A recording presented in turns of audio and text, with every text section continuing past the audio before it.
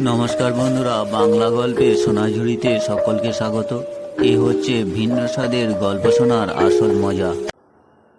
প্রিয় বন্ধুরা, আজ আমরা গোপাল ভাঁড়ের একটি সুন্দর মজার গল্প শুনব। একদিন রাজামশাই বললেন, গোপাল, অনেক দিন তো রাজ্যপাট চালানো হলো, এবার বিশ্রাম নিলে কেমন হয়? গোপাল বললেন, কীরকম বিশ্রামের কথা বলছেন মহারাজ? গোপাল সেই সুযোগ পেয়েই চাটুকারিতা করতে লাগলো। হুজুর, আপনি আবার বিশ্রাম নেবেন নাকি? না, আমি সেরকম কথা বলছি না, তবে তপস্যা করে যদি মাঝে মধ্যে বিরতি নিই। গোপাল বলল, হুজুর, এ বিষয়ে আমার মতামত কালকে বলবো।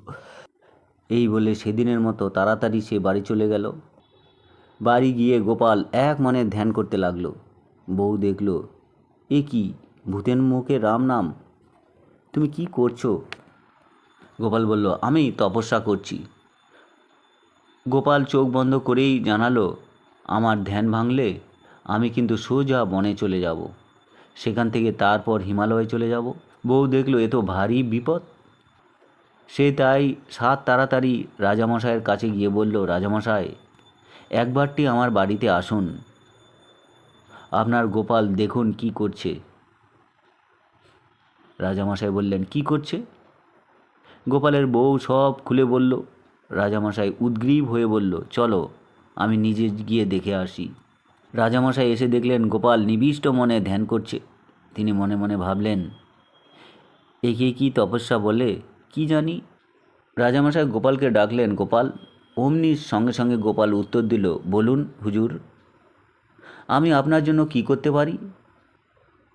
রাজামশাই বললেন, গোপাল, সাধন ভজন নিয়ে মশকরা করাটা ঠিক নয়।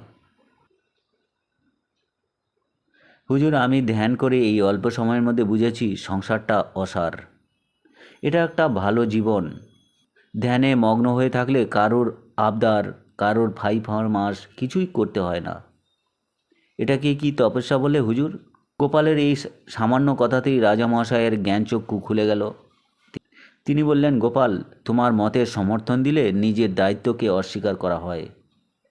তারপর কিছুক্ষণ থেমে বললেন, গোপাল, এই জগতে যার যা কাজ তাকে সেটাই করে যেতে হবে। যেমন আমাকে রাজকার্য চালাতে হবে, আর তোমাকেও তোমার হাস্যরস বিতরণ করে যেতে হবে, নইলে ঈশ্বরের কাছে আমাদের দুজনকেই জবাবদিহি করতে হবে।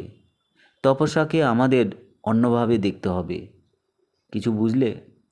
এই বলেই তখন গোপাল ও রাজামশাই একসঙ্গে হেসে উঠল। তো বন্ধুরা, এই ছিল আজকের গোপাল ভাঁড়ের গল্প পাঠ। আপনাদের যদি ভালো লাগে চ্যানেলটির সঙ্গে থাকবেন, সাবস্ক্রাইব করবেন। সকলে ভালো থাকবেন, ধন্যবাদ।